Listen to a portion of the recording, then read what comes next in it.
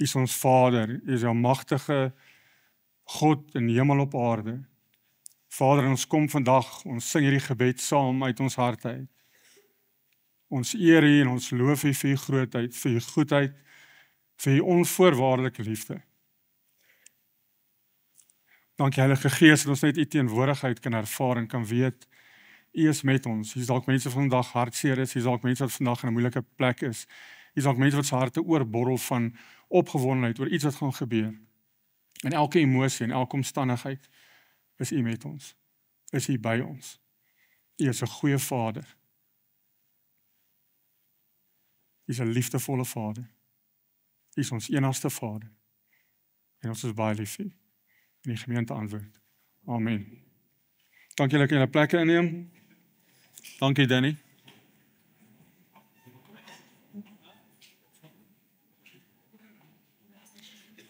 Goeiemôre, my naam is Jan. Ek is een van die leraars by Ruimse Gemeente. As jy vandag vir die eerste keer hier is, baie welkom. Ek hoop regtig julle gaan die diens saam met ons geniet. Net 'n paar goedjies wat ek onder julle aandag wil bring. Ons gesinne word genooi die 4de Oktober by die Henopsrivier saam te gaan stap. Ontmoet net vir David, as jy net kan opstaan, en Wouter, as jy hulle net kan ontmoet in die koffiespasie. Net daar agter as jy nou uitgaan links, jy kan hulle net met hulle praat en net met hulle reëlings skryf. Dan ons volgende doopgeleentheid is Sondag die 12de Oktober tydens hierdie diens, die 9uur diens, die Afrikaanse diens. So jy moet aanlyn registreer. Dit is nogal belangrik, ons moet 'n gesprek voor die tyd met jou hê. Ons wil graag 'n gesprek met jou hê. Agter by die infodesk kan jy net die QR-code gaan scan en net seker maak ons het jou details. Dan ons nuwe lidmate klas.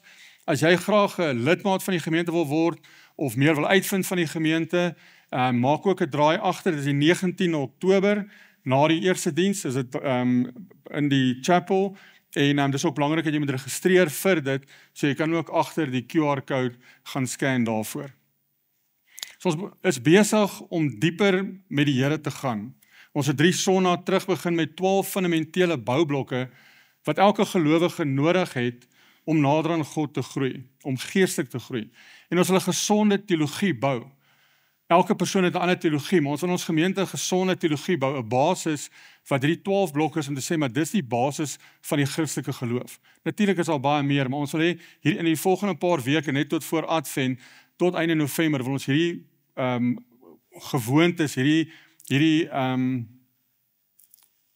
wat is die woord? Blokke, hierdie boublokke. Dankie vir julle hulp, dankie vir julle genade. Ek is in 'n stres vandag, die krag is af, die diesel is kwart met diesel, die generator gaan, dan laat weet hulle my as 'n kar wat reg voor die generator gepark is, so ek kan nie diesel ingooi nie, so ek het die wipers gaan ombuig, en toe het ek weer kom sing, nee, ek maak 'n grapie. Ek wou dit doen. Ek sê eers, so, ek moet net my diep asem en kalmeer. Dankie Willie. Okay, ek sê wipers los, dankie Willie. Hy weet ek kom van die Oosrand af en hy weet ek gaan 'n genuine doen. Maar in sy defense, die hekke is oop, so die no parking bordjies nie daarop nie. En die krag het aangegaan. Prys die Here. Kom slap hande daarvoor.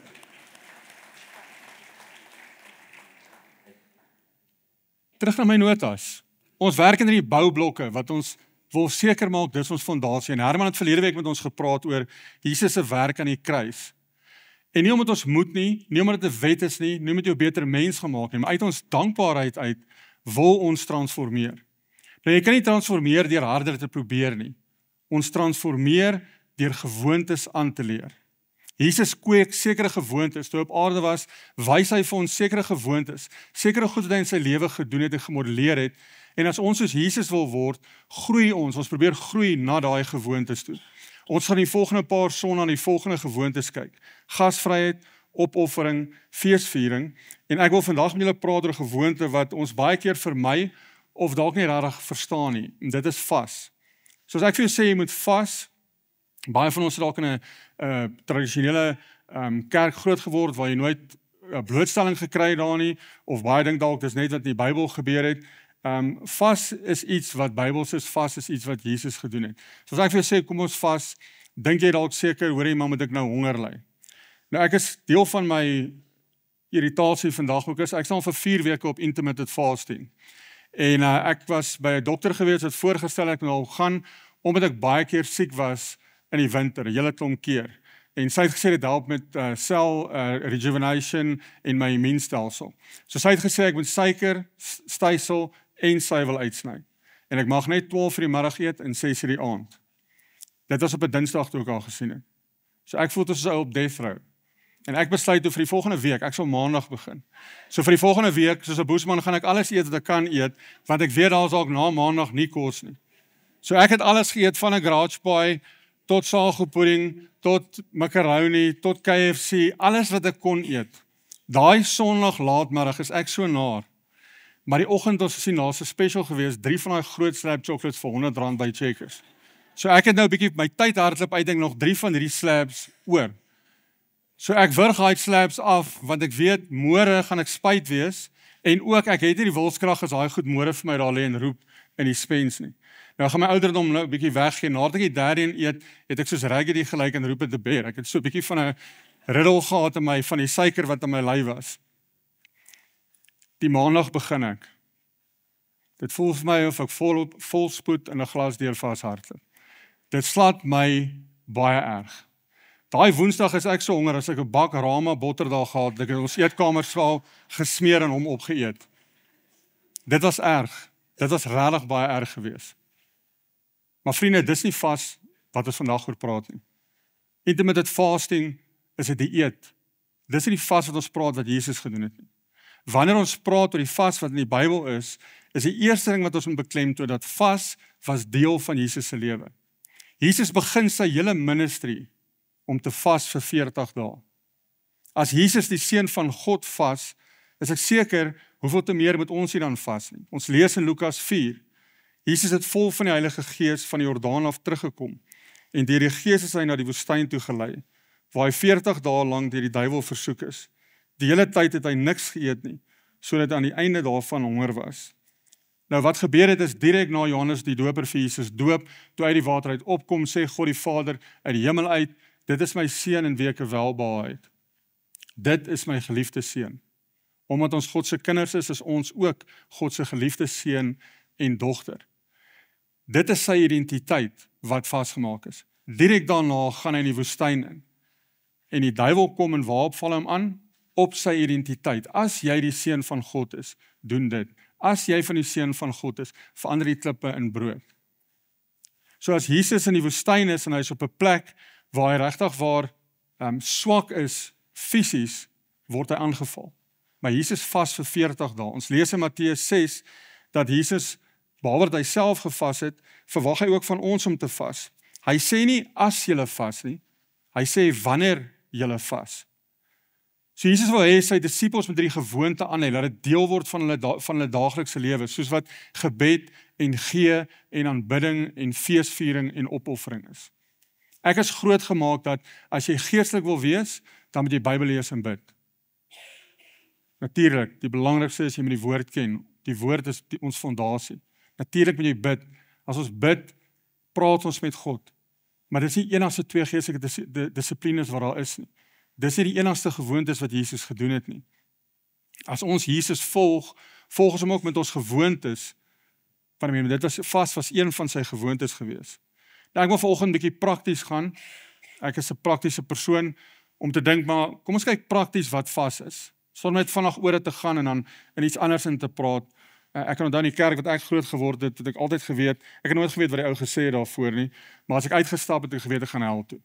Ek het geweet ek het nie verstaan nie, maar ek het verseker geweet ek gaan hel toe. Ek is 'n sondaar.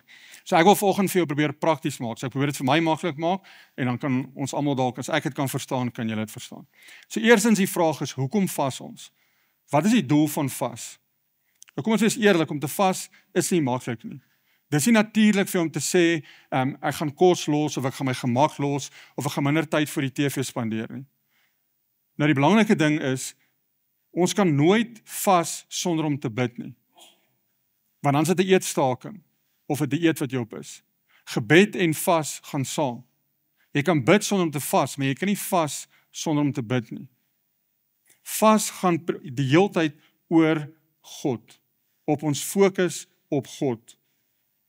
Wanneer ek en jy vas, dan is dit of ek myself en my behoeftes voor God neerlê en sê, God, ek wil met U kommunikeer, ek wil meer gereeld met U praat gedurende die tyd wat ek vas en bid. Jy koop eintlik meer tyd, so die tyd wat jy gebruik het om kos te maak, of om te eet, of om TV te kyk, gebruik jy om te vas, om met God te praat. Die keer wat ek honger is, bid ek tot God. Dit help ons ook, dis 'n manier om my vlees onder beheer te bring van my gees. My gees en my vlees is die hele tyd in 'n stryd met mekaar. Paulus skryf in Galasiërs 5. Laat julle lewe steeds deur die gees van God beheers word.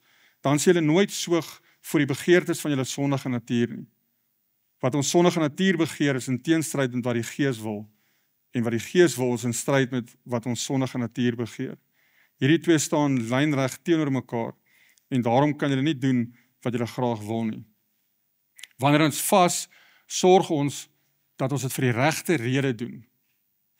Nou, wanneer ons sê ons doen die regte rede, doen ons nie dat mense ons moet sien nie. As ek kan eerlik wees, so wanneer jy vas, moenie post op jou social media, dag 12 van my 40 dae vas.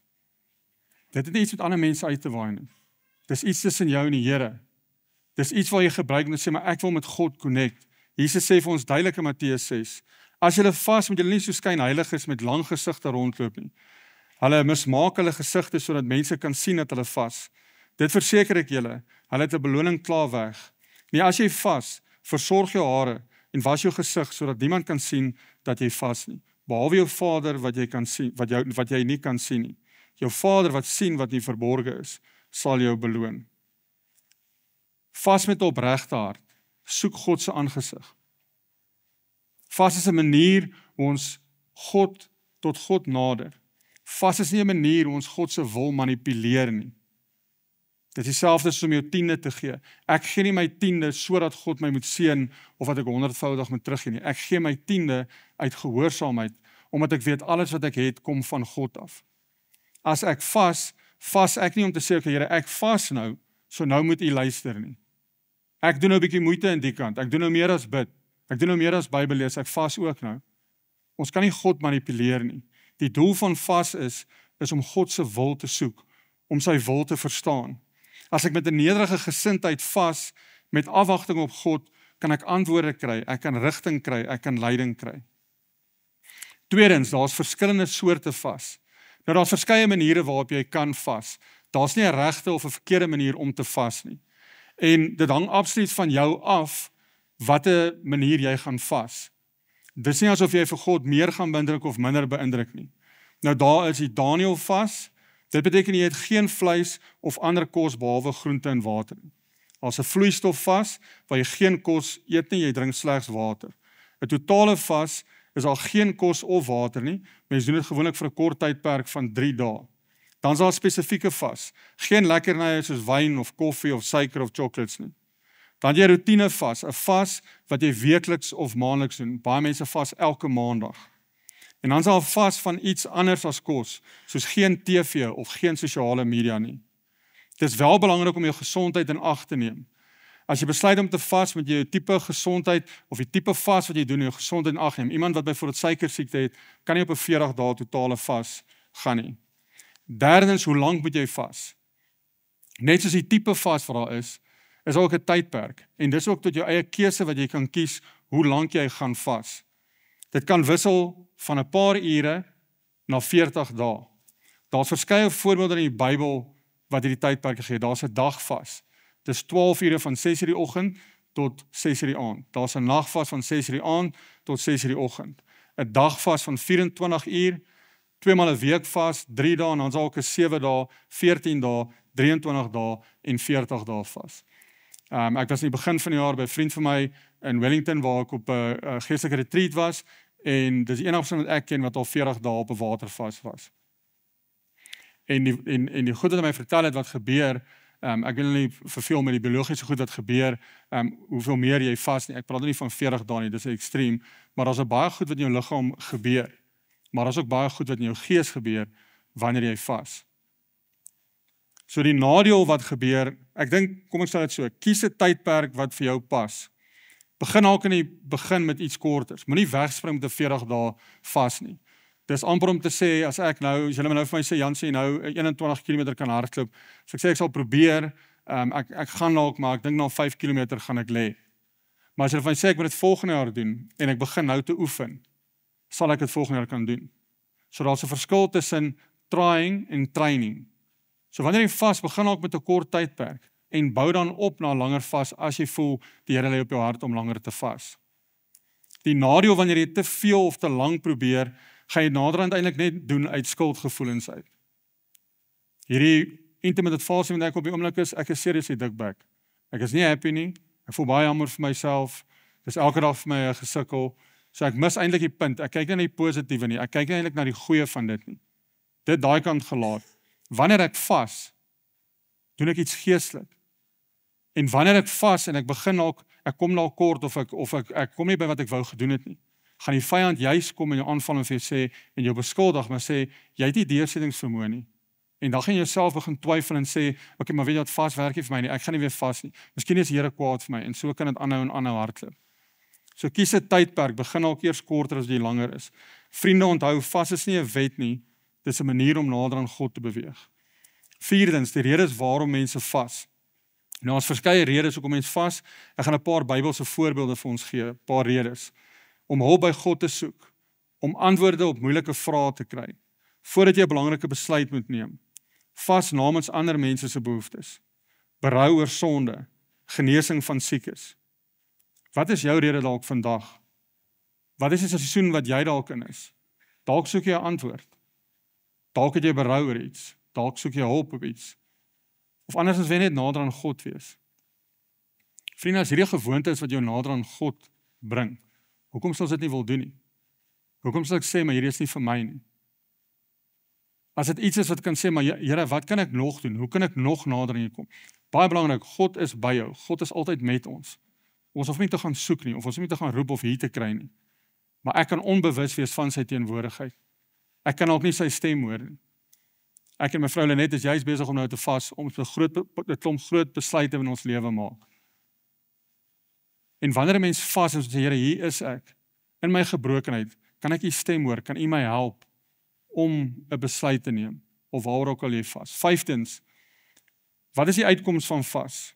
Wanneer jy opreg vas, kry jy duidelike leiding van God, word jy geestelik versterk, ervaar jy dalk genesing of vernuwing, kan God jou roeping bevestig, en word jou gebede beantwoord. Vas en gebed maak jou nie 'n beter Christen nie, dit maak jou 'n afhanklike Christen. Laastens, 'n paar praktiese wenke wat ek dalk net wil gee. Bid altyd saam met jou vas, dis nie 'n dieet nie. Moenie jouself vergelyk met ander nie. Begin klein en wees realisties. Hou 'n joernaal van wat God vir jou wys. Dis nogal belangrik. As jy vir God iets vra, hou 'n joernaal of maak net notas.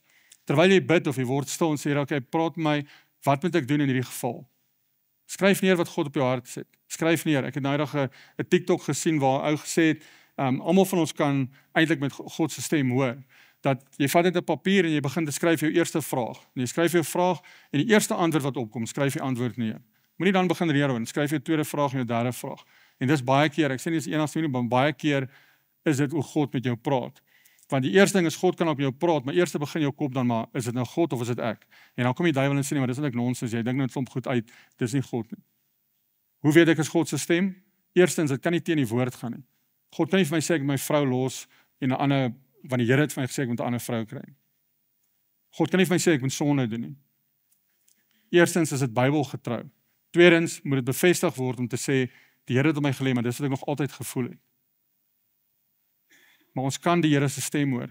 Dis nie net sekere mense wat die Here se stem hoor nie. En dan laastens doen met dit met 'n verwagting dat God met jou gaan praat.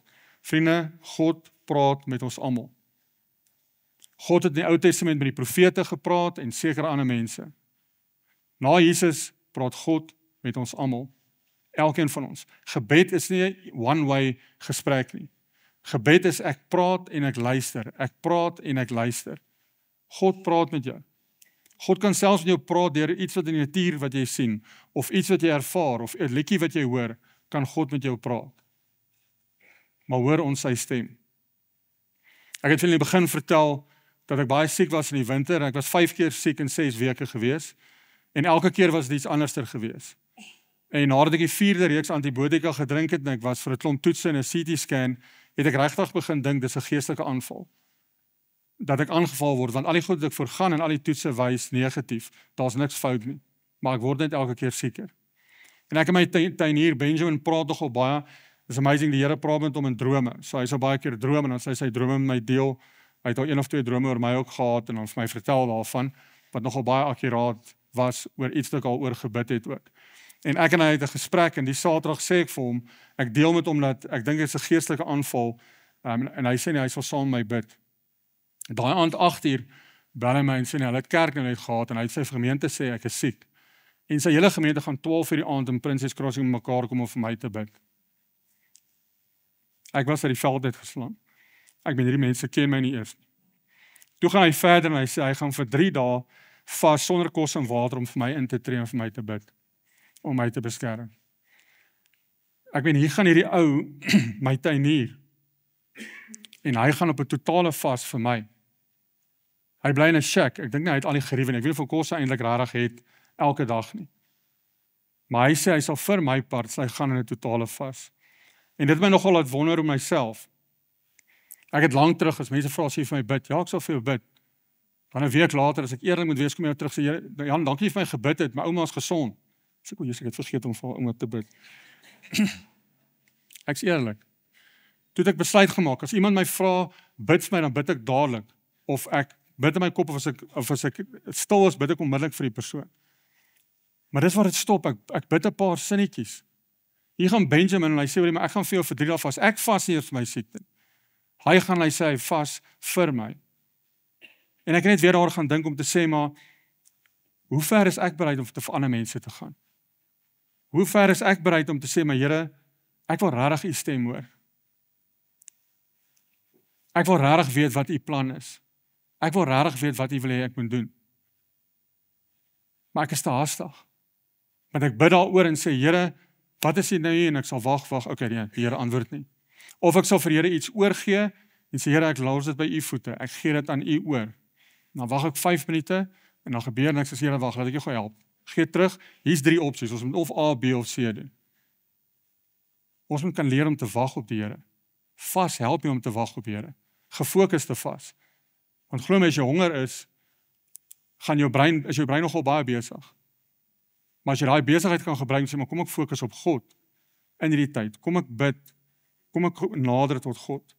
Vriende, vas en gebed is nie 'n wet nie, dis 'n uitnodiging. Dis 'n uitnodiging om nader aan God te kom, om sy stem duideliker te hoor en om sy teenwoordigheid dieper te ervaar. So ek wil jou volgende uitnooi om een dag in hierdie week te vas. Jy kan kies wat 'n tipe vas jy gaan doen, jy kan kies wat se tydperk jy gaan vas. Maar ek wil regtig meer as uitnooi, ek wil jou uitdaag. As jy nog nooit gevas het nie, al vas jy 2 dae van social media, ek dink dis ook erger as om 12 ure sonder kos te wees. Kies iets wat jy oor wil vas, om nader aan God te kom, om God se stem te hoor, om selfs het al hoor in God se stem net te sê, Here, hier's ek gee oor, ek bring my hele liggaam onder u beheer, en te sê, Here, met alles in my wil ek u stem, ek wil net nader aan u wees, en glo my, die Here sal tot jou nader. Die Here sal jou nooit teleurstel nie. Die Here is altyd met jou, en die Here hoor jou wanneer jy bid. Kom ons bid saam.